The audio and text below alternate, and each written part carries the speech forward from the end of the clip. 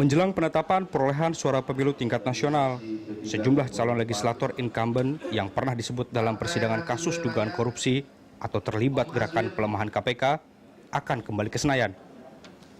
Sebagian besar di antara mereka bahkan mengantongi suara terbanyak di daerah pemilihan masing-masing. Politisi Partai Golkar, Aziz Syamsuddin, yang disebut oleh terpidana kasus korupsi Wisma Atlet Palembang ikut menerima aliran dana, dipastikan lolos ke DPR dari wilayah Lampung Tengah. Aziz bahkan yakin dan mensyukuri dirinya kembali menjadi anggota DPR yang terhormat.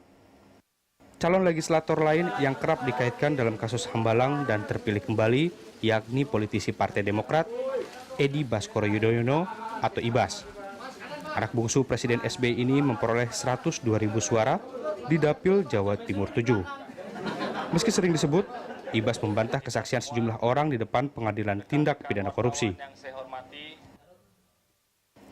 Data Indonesian Corruption Watch atau ICW Juni 2013 lalu menyebutkan ada 36 calon legislator bermasalah yang diduga terlibat kasus korupsi dan berupaya melemahkan KPK.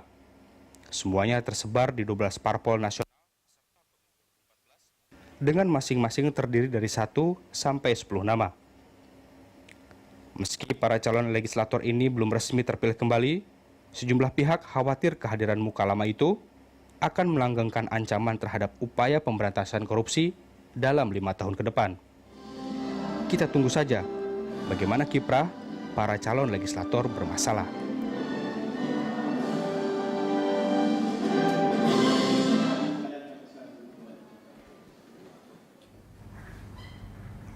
Ya, dan pemirsa, untuk membahas kiprah caleg bermasalah sudah hadir 2 narasumber di Studio Berita 1. Pertama ada Ketua Forum Masyarakat Memantau Parlemen Indonesia atau Formapi, Sebastian Salang, dan ada peneliti korupsi politik dari Indonesia Corruption Watch atau ICW, Donald Faris.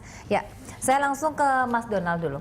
Juni 2013 ICW sudah mengeluarkan 36 nama caleg bermasalah, tetapi justru sebagian besar ini akan terpilih lagi. Anda melihatnya bagaimana? Kalau berdasarkan hitung-hitungan versi resmi KPU tentu kita belum bisa. Karena yang ada baru dari klaim caleg-caleg sendiri. Seperti Aziz Syamsuddin nyatakan insya Allah akan dapat 2 kursi untuk Golkar. Tapi menurut saya kita di samping memang menunggu proses hasil resmi dari Komisi Pemilihan Umum, beberapa waktu belakangan ini memang sejumlah nama diisukan akan kembali beredar di parlemen. Dan sayangnya, malangnya lagi yang beredar itu justru orang-orang yang kita nilai selama ini diragukan komitmen anti korupsinya karena beberapa indikator diantaranya pernah disebut di dalam fakta persidangan menerima sejumlah uang. Saya pikir dari perspektif yuridis normatif orang yang disebut di dalam persidangan itu bernilai satu alat bukti dan itu adalah punya kekuatan hukum. Kemudian ada anggota DPR yang dihukum oleh Badan Kehormatan karena melakukan pemerasan terhadap BUMN. Ada juga yang secara terang benderang mau membubarkan KPK ya karena ada kasus korupsi yang melibatkan kadernya dan apalagi itu kader presiden partai politiknya sendiri.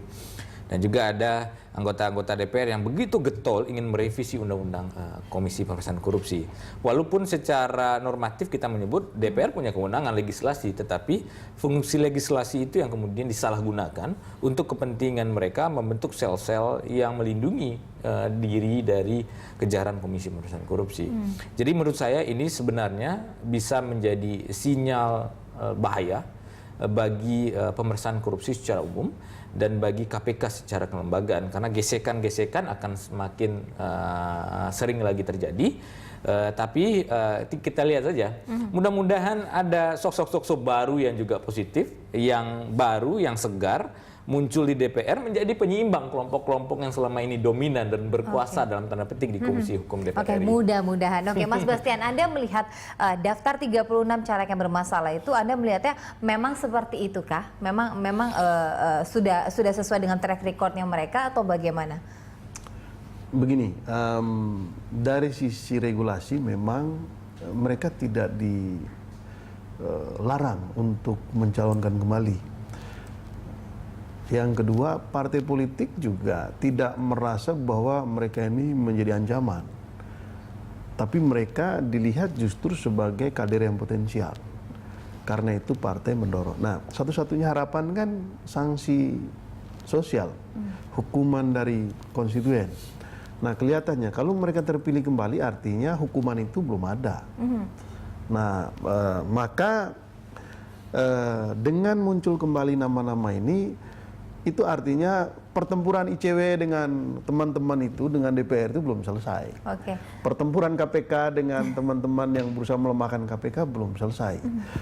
Ini warning bahwa ancaman itu akan selalu ada terhadap upaya melemahkan KPK atau membuat upaya pemberantasan korupsi ini menjadi terancam ke depan.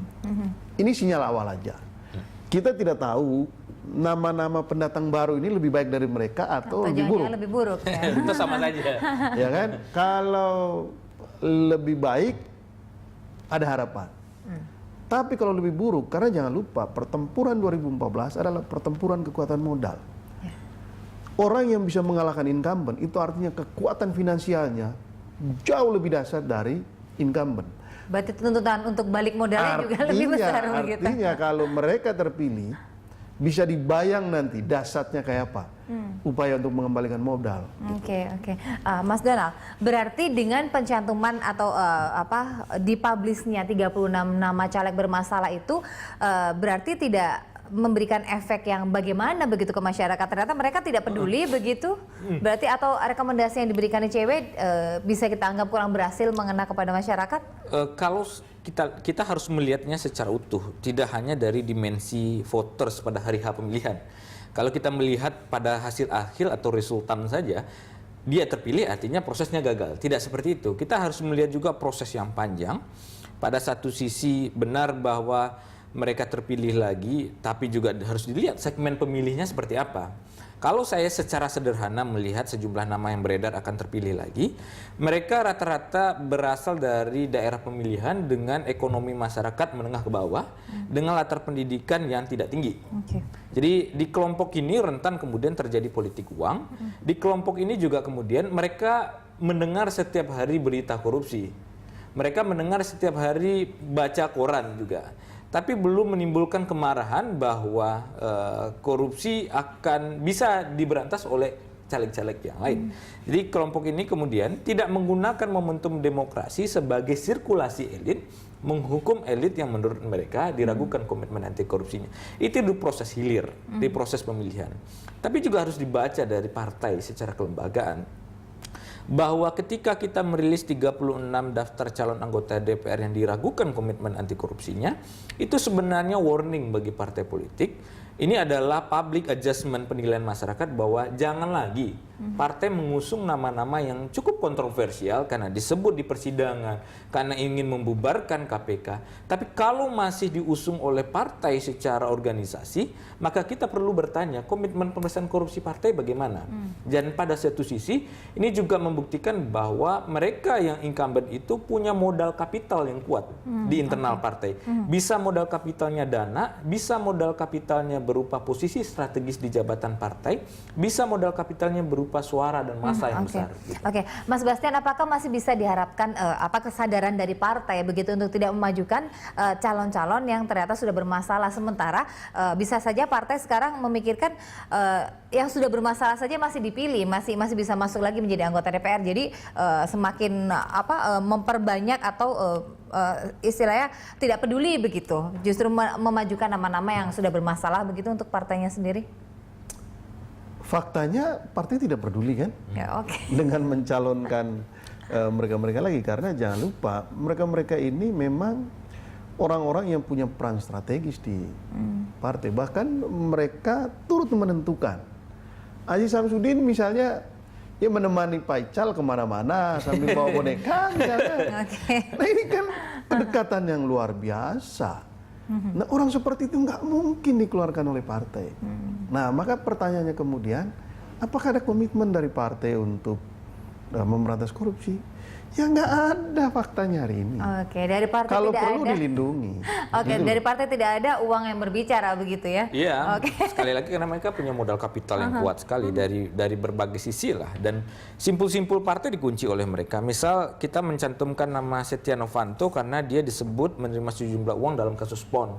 Setia Novanto itu jabatannya bendahara umum partai Golkar dan kemudian ketua fraksi Golkar di DPR RI. Jadi simpul-simpul partai dikunci oleh mereka dan benar apa yang disampaikan oleh Pak Sebastian Salang tadi bahwa mereka sendiri punya posisi tawar yang kuat di internal partai menentukan kebijakan dan arah kemana partai ini akan dibawa.